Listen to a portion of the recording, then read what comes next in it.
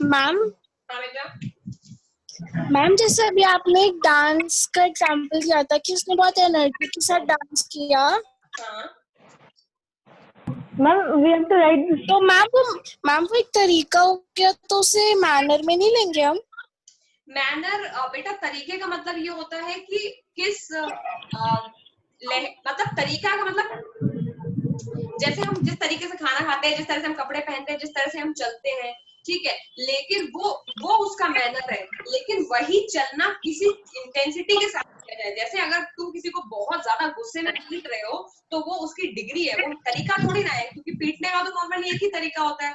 अगर वो सेंटेंस का एक पार्ट ये डिस्क्राइब कर रहा है कि वो किस तरीके से कर रहा है, पहली बात तो ये जो है ये फ्रेज के लिए रखो, अभी इसको क्लॉज के लिए हटा लो, क्योंकि क्लॉज ऑफ डिग्री तो और ज्यादा टफ है। लेकिन फिर भी मैं फ्रेज ऑफ डिग्री ही तुमको समझा देती हूँ। Clause of degree actually in a way comparison ही बन जाती है आगे चल के। I have just checked it, ठीक है, मुझे एक पल के लिए डाउट था। तो क्लॉज ऑफ डिग्री, रीजन का मतलब क्या होता है इसमें, पहले ये बताओ मुझे। हाँ, अब coming back to the degree part.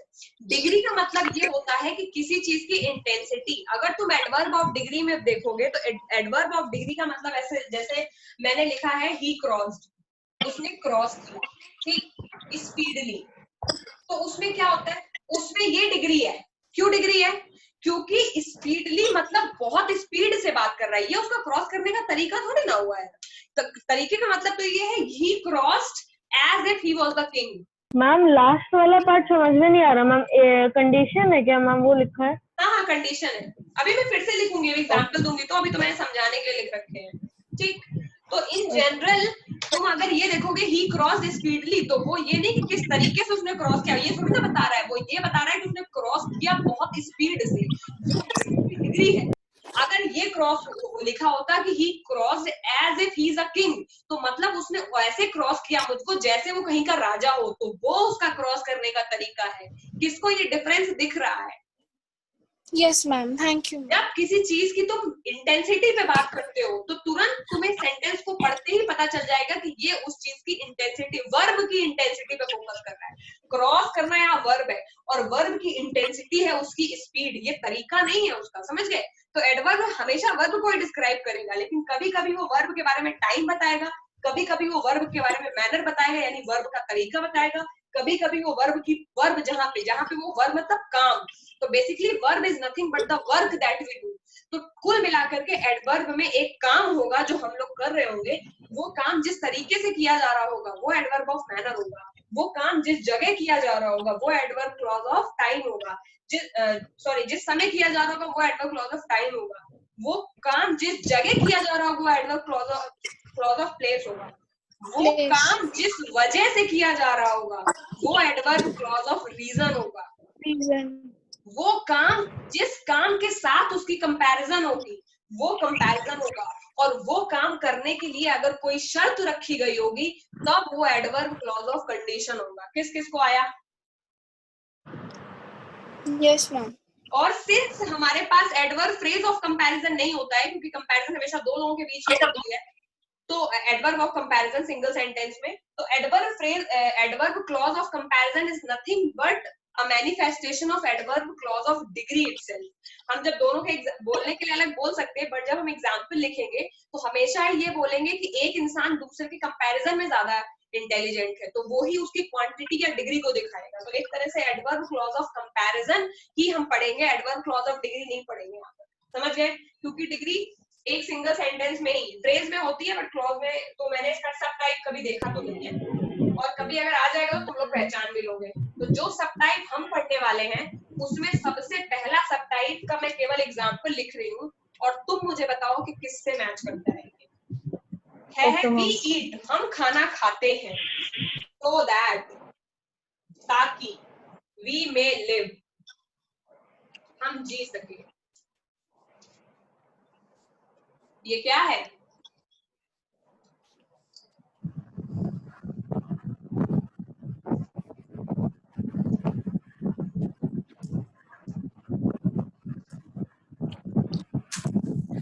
Ma'am Hindi में बता रीजन, दो। Ma'am reason. Very good, this is adverb clause of reason, जो अभी लिखा था।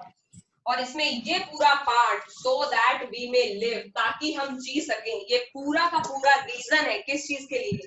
कि हम खाना खा रहे हैं, उसका रीजन क्या है? ताकि हम जी सके। सबको दिख रहा है ये? तो अब तुम लोग एडवर्ब और एडवर्ब क्लॉज को पहचान पा रहे हो? ये पूरा सेंटेंस एडवर्ब की तरह बिहेव कर रहा है, इसीलिए इसका नाम एडवर्ब क्लॉज है, क्योंकि clause is a group of word जहाँ पे एक सब्जेक्ट और एक वर्ब होती है। तो ये पूरा sentence so that we may live एक रीजन की तरह बिहेव कर रहा है, तो इसको एडवर्ब ऑफ रीजन की जगह एडवर्ब क्लॉज ऑफ रीजन कहा जाएगा। और ये रीजन है किस चीज के लिए? हम खाना खा रहे हैं, इसका रीजन है, क्योंकि हमें जिंदा रहना है इसलिए हम खा रहे हैं। समझ गए? पहली। अगला अगर मैं देखूं, ही डिड, उसने किया, एज ही टोल्ड, जैसे उसको कहा गया था। ये क्या है? Manner, adverb of manner. This is adverb clause of manner, उसने वैसे किया जैसे उसको कहा गया था। बस इतने छोटे छोटे ही क्वेश्चन आएंगे तुम्हारे एग्जाम में, कोई वहां पे तुमसे रॉकेट साइंस नहीं पूछने वाला है, केवल तुमको उसको हिंदी में कन्वर्ट करना है और ये देखना है कि ये क्या बात कर रहा है। ठीक, दो तो हो गए। अगला है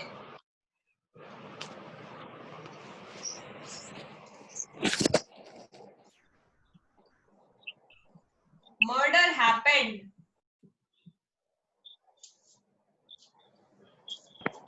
where so many people gathered. Ma'am place. Place. Very good. Ma'am place. ठीक, तो ये मर्डर यहाँ पे एक वर्ब की तरह है, नाउन की तरह तो है, but in general murder happened का मतलब मर्डर किया गया, ये दिख रहा है ना सबको? ये मर्डर को नाउन तो नहीं समझ रहा है। मर्डर हैपेंड का मतलब वहां मर्डर किया गया है ना, तो ये एक तरह से मर्डर करना वर्ब ही है। तो murder happened where many people gathered, तो ये हैपेंड को डिस्क्राइब बेसिकली यहाँ पे कर रहा है कि कहाँ किया गया है मर्डर, तो वहां किया गया है जहाँ पे बहुत सारे लोग इकट्ठा हुए, तो ये क्या हो जाएगा? Adverb of place. Adverb place. अगला, she stood, वो खड़ी हो गई, as soon as I entered, adverb of time. Very good. ये 8 PM 10 PM 11 PM की बात नहीं कर रहा है, फिर भी ये पूरा का पूरा सेंटेंस तुमको ये बता रहा है कि वो कब खड़ी हो गई। वो तब खड़ी हो गई जैसे ही मैंने एंटर किया। ये है adverb clause of adverb of time. Clause लगाना भूलना, मैं भूल गई ऊपर वाले में, यहाँ क्लॉज लगाओ। एडवर्ब क्लॉज ऑफ टाइम दिख रहा है तुम लोगों को? Yes ma'am.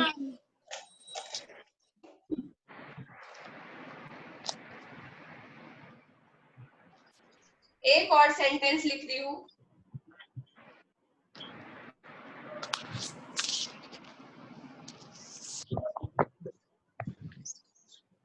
if you will go I will go. Condition, condition, This is condition. Condition, adverb clause of condition, कि अगर तुम जाओगे तो हम जाएंगे।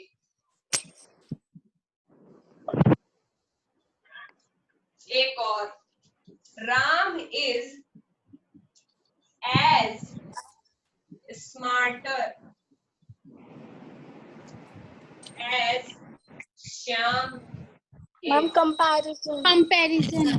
ये है adverb clause of comparison. Condition और कंपैरिजन ऐसे हैं कि तुम अगर क्लॉज, अगर वर्ड ना पता हो कि ये यहाँ पे एज से बनता है, तो तुम तब भी तुरंत पढ़ के ही बता दोगे कि ये कंपैरिजन ही है।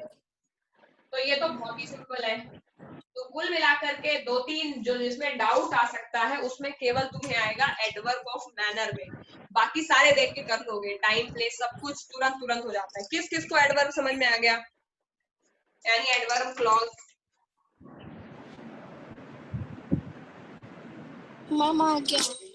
तो इसी के साथ मैंने मेरा क्लॉज पढ़ाने का वचन पूरा किया और उस वचन को मैंने पूरी तरह निभाया।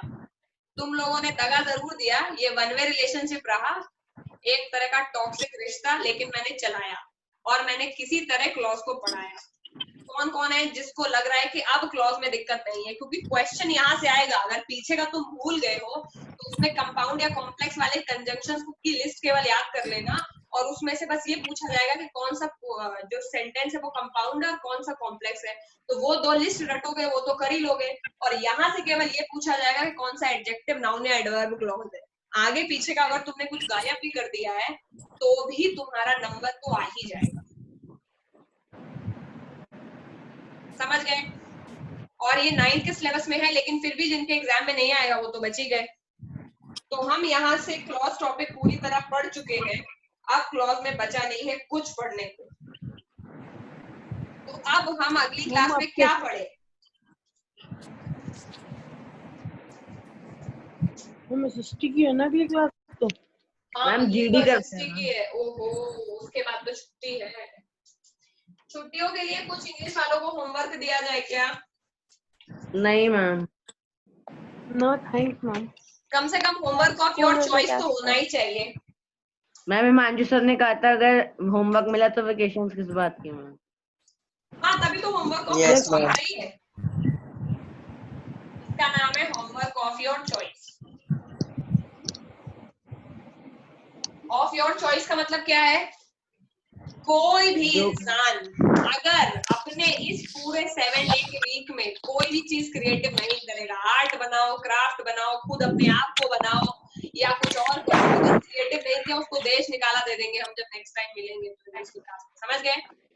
तो यू हैव हमारी चॉइस कर सकते हैं ना मैम। आर्टिकल दे दो, ऐसे दे दो मैम। क्या? हमारी चॉइस है कि नो होमवर्क मिले।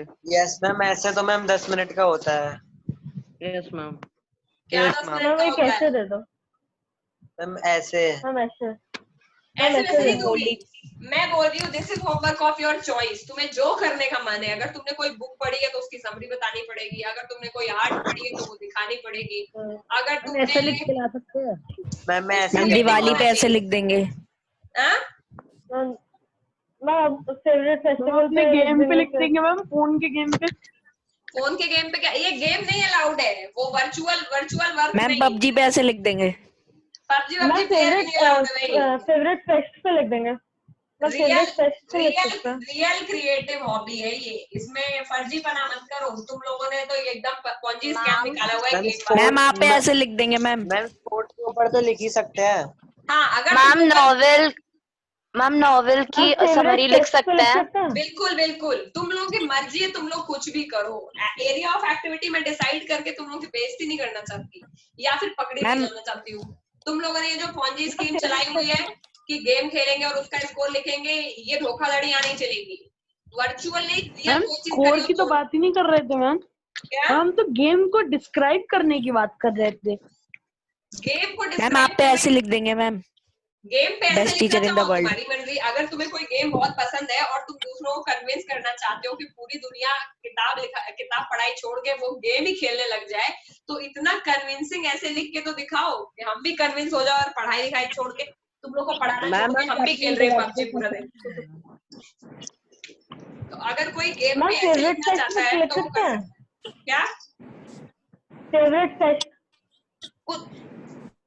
तुम कुछ लिखना चाहो लिखो, लिखना जरूरी नहीं है इसमें, लेकिन अगर तुम कुछ आर्ट क्राफ्ट कुछ तो करोगे कि बैल बने रहोगे पूरा एक हफ्ता, कुछ तो करने का सोचो।